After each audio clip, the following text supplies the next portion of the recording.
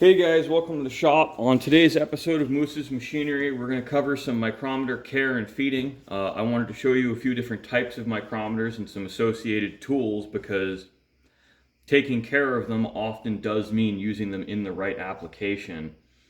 Now, we're primarily going to be using this Starrett. I believe it's a model 231. This is a pre-World War II micrometer. It's still perfectly accurate. It repeats. It agrees with my brand new Cher Tomiko, and it agreed with my Brown and Sharp, which I gave away to a friend because he didn't have one, and he's a wicked nice guy. So I'm like, here, I've got 3 of them or 4 of them now. Have the 0 to 1. I don't need it. Now, the reason this is still accurate to within a couple tenths thousandths of an inch, which I think is plenty, is because it's gotten taken care of its whole life. Now, it doesn't look like much, but putting a piece of paper, clamping lightly, and dragging across the jaws, that'll clean off any dirt or grease that's on a 0 to 1. Now, if you're a hobbyist, you'll mostly be using a 0 to 1. I'm cleaning the Cher Tomiko off camera just so it's a little bit easier for me.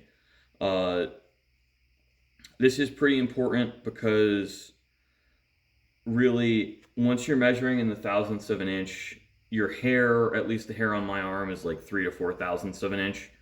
So a hair's breadth in there is actually a huge difference, and you may or may not be within tolerance anymore. Also, I'm going to show you a way to disassemble these, which is very simple. This lock ring, don't fuss with it or turn it when you have the barrel and the spindle completely unscrewed. You'll collapse it. I got this one for a song and the dance because the previous owner thought it was a real mechanical issue. He had taken it apart and collapsed the lock ring with the barrel and spindle removed from the micrometer. So it was a pretty easy fix. Now, it's just something to be aware of when you're using these guys, but the number one thing is be gentle. When you're learning, try not to do this, and you'll clamp on parts and read them small, and you can actually bend the frames, especially on the lighter ones. The Starretts are fairly robust, but with some practice, we're just going to do it on camera. This is a 1/8 inch gauge block, and see, just screwing it down, focus, we're reading exactly 1/8 of an inch. Now, the way to read a micrometer, I think this Cher Tomiko is a little bit easier to read on camera. You see, each of these lines represents 25 thousandths of an inch. So you have a long line for 0, a short line for 25, a longer mid-range line for 50, short line again for 25, and a long line for 100. So the way you're reading this is you're adding up your long and your short lines in 25 thousandths of an inch. So say if I were reading 225 thousandths of an inch, I would just count, I'm one short line past the 2, so that means I'm 225 thousandths of an inch. Now, the worst math you're going to be doing is basically 74 plus 79, or 24 plus 74. And it's just mental math. Reading a micrometer is pretty straightforward. I think there's other people who are more capable of explaining it because I never learned in a conventional way. I was kind of just like, math, and just did it. No one ever really explained how to read a micrometer to me, so I don't have a intellectual grasp of it. It's kind of just a subconscious function at this point. And now one of the things too when you get a new micrometer is test it over a range. Now, I just use these gauge blocks. In an ideal world, what you'd want is gauge blocks in, say, like 10 or 12 thousandths of an inch step, some arbitrary number, because you want to make sure that the face of the anvils are still square to the travel of the spindle. And that's really critical for accurate measurement. But we'll demonstrate again, like these 2 micrometers agree within 1 or 2 10,000ths of an inch. See, same story. Bang on 125 thousandths. And That's nice. We're not going to go over the whole range. Now, for semi-precision measurements where a thousandths is good, I just run the mic like this. On real precision measurements, what I like to do, and this is just personal preference, is either put the micrometer in a stand.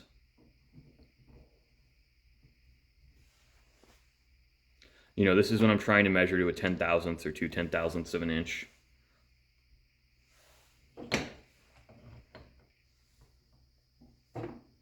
This is actually harder with the 0 to 1. The bigger your micrometer, the better this works, obviously.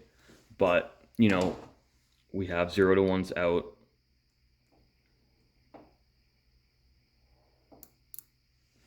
And I will use the ratchet speeder. So when I use the ratchet on this, we're actually reading a few microns under 125 thousandths of an inch. But we're within the margin of error on the tool. So I think that's something to understand too, is once you get into the vernier scale, which I don't think is relevant to a beginner's discussion. I do not think someone just picking up a micrometer and using them for the first time is going to be capable of making accurate readings to a 10,000ths of an inch. Frankly, when you're getting started, if you're plus or minus 2,000ths of an inch, you're actually not doing bad. It took me, I wouldn't say years, but it did take me a few months of semi-regular usage to get really consistent with a mic. And I think really one of the best ways to do it is having a known good calibrated micrometer and a set of known good calibrated gauge blocks, and just practice on the gauge blocks, getting a feel for it, where these are known good calibrated micrometers. They're great tools. And I love these Chertomicos just because they're super easy to read.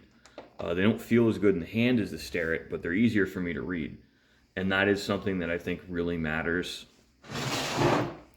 Now, when it comes to care, there's really not much you need to do. These are fairly robust tools, but once a year or every 6 months, I like to remove the whole spindle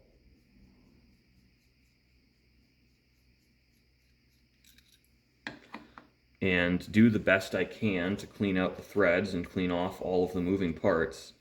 And you see how we do get some dirt in there, but very little. I don't really worry about cleaning the female side so much. And I know this is not, the ideal world, but I just use Singer sewing machine oil and put one tiny drop on the threads, just like that. That's all I need. I've found I need. And reassemble the micrometer. Lining up on the lock can be a little bit fussy.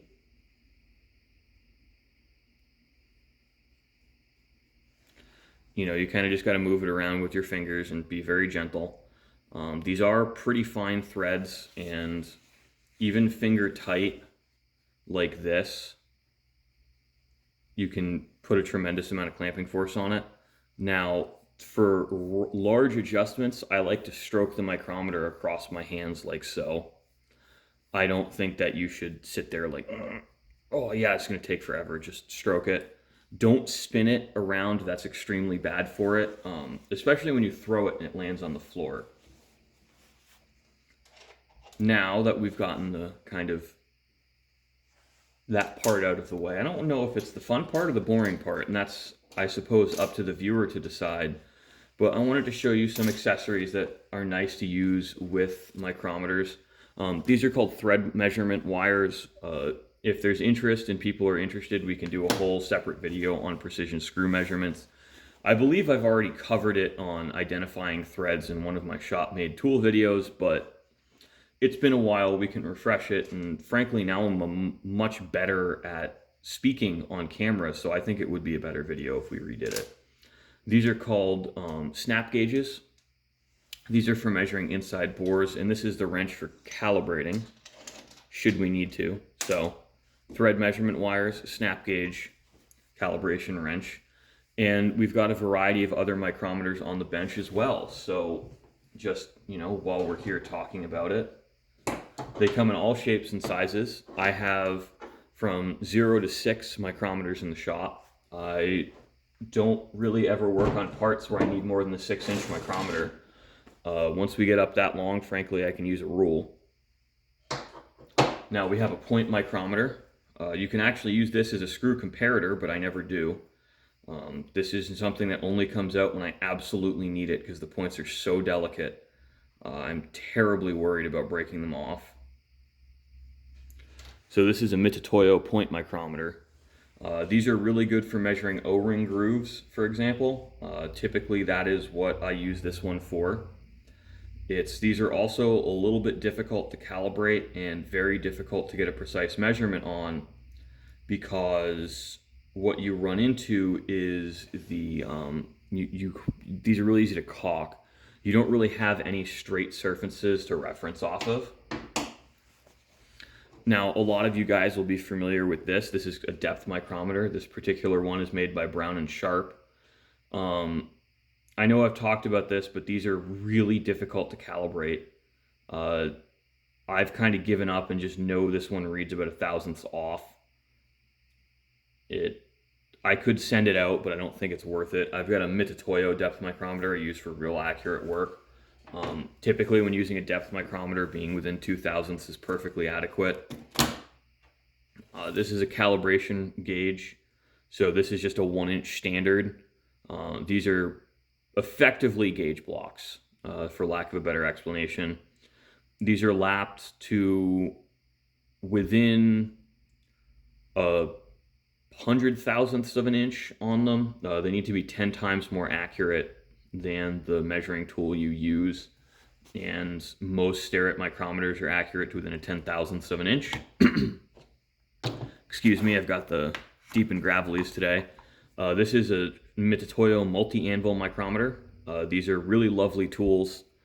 This is really good. You can use it to measure wall thickness on pipe. You can use it to measure the distance of a snap ring groove from the end of the part. You can use it as a sort of awkward depth mic. These are really useful. I have a separate video all on these that's coming out soon because I just think they're so cool. You don't need one, but they're awesome if you do need one or want one. Now this is a Starrett inside micrometer. So this actually goes inside a bore, and I don't see any bores large enough for me to stick it inside of at hand. I'm looking, guys, I'm sorry. But I think what we'll do on this is I'll probably just, drill a really big hole in something. This fits inside a bore and it measures from this point to this point, and you have extension rods to make it longer. So you can really measure quite a large distance with it. See? So these are also difficult. They don't hold calibration terribly well, and I think it's just a function of how they work, I hate to say. I really do think they're great tools. I think they're worth having. I don't know if you need one in your shop. They're most accurate when you line everything up, and everything does have to be in line. So you see you've got these 0, 0, and then you have a 0 mark here. I've always gotten these closest without any fiddling when I line up the center of those V notches with the center of the V notches on this spacer. So thanks for watching, guys. This is just kind of a broad overview on a few different micrometers. One really important thing I'm going to put in the description in the comments is don't store them with the anvils touching. Always leave a little bit of space here. It's something I forget because I've gotten in the habit of doing it. And again, it's one of those, like, you just do it so much. It's an emotional thing, not an intellectual one. You should make a conscious decision. Micrometers are a very expensive investment when you add them up, especially new.